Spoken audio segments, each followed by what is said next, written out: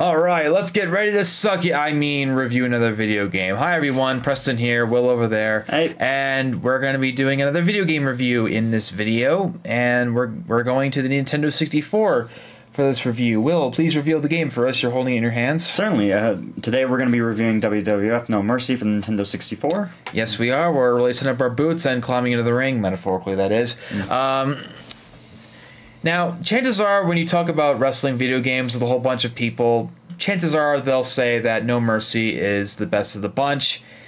I'm still a little indecisive, personally, on whether or not this game is the best there is, the best there was, the best there ever will be. Obvious wrestling reference is obvious. But Will and I can safely say that nearly 22 years since its release on the Nintendo 64, it still holds up pretty well. And we're going to get into all the details in this video, of course. So, let's get into the ring, shall we? As everyone in the ring managers know, pro wrestling and the Nintendo 64 go about as well together as spaghetti and meatballs. WWF No Mercy released for the N64 in November of 2000 as the last of THQ and Aki Corporation's pro wrestling games for the 64-bit console, and the bang this group of games went out with was about as powerful as a powerbomb from Kevin Nash. Yes, I know he was in WCW during this time, shush.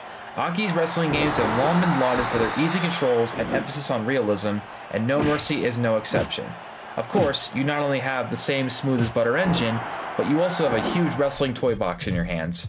You've got over 70 wrestlers to step into the ring with, a handful of arenas for weekly shows and pay-per-view events, and plenty of match types to choose from. Singles, tag team, triple threat, battle royal, steel cage, Iron Man, special referee, survival, ladder match, and the Royal Rumble match are all here, along with plenty of rule modifiers.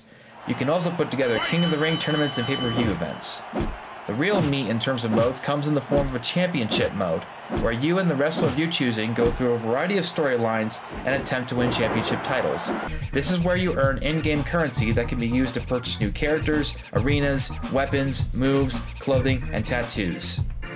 In terms of its graphics, while not on par with other games to come out on Nintendo 64, they are serviceable for No Mercy's gameplay.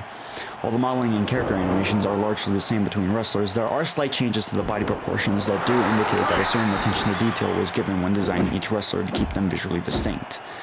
Couple that with their unique taunts, the inclusion of bleeding during matches, and the detailed and distinct designs that are given to them, and it's easy to see why the wrestlers are the most technically impressive aspect of the game's graphics.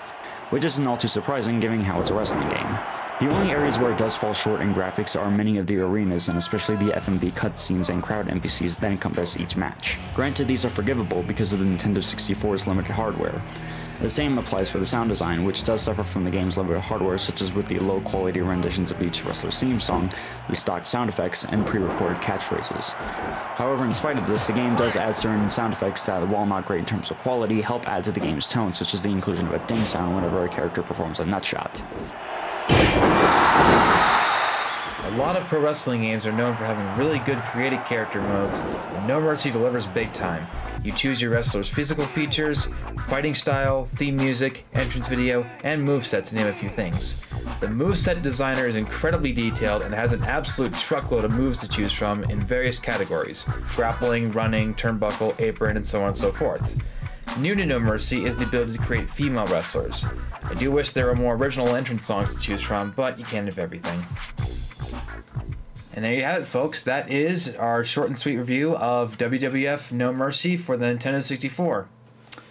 And as we talked about before, like, I can't really decide if this is the best wrestling game ever made, but it really is one of them. It still holds up very well, and I don't know about you, Will, but I had a very good time revisiting this and, you know, kicking your ass in the matches that we've played. I mean, you've come close to winning in a few times that we've played, and I think you've at least won one match that we played. I mean, I am getting better at least. So yeah, I think this is the first wrestling game you've ever played, if I remember correctly. I wouldn't say it's the first, but it's I guess so far it's the one I had the most experience with.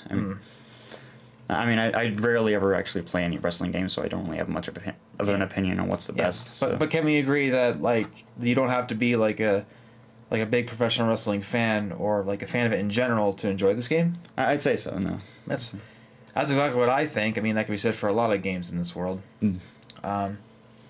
There is some stuff that, you know, wrestling games have have done since this one that No Mercy just doesn't have, and we will hopefully get to some of those other wrestling games in the future on this channel. But until then, thank you very much for watching this review of WWF No Mercy. That's Will, I'm Preston, and we'll see you with whatever comes next.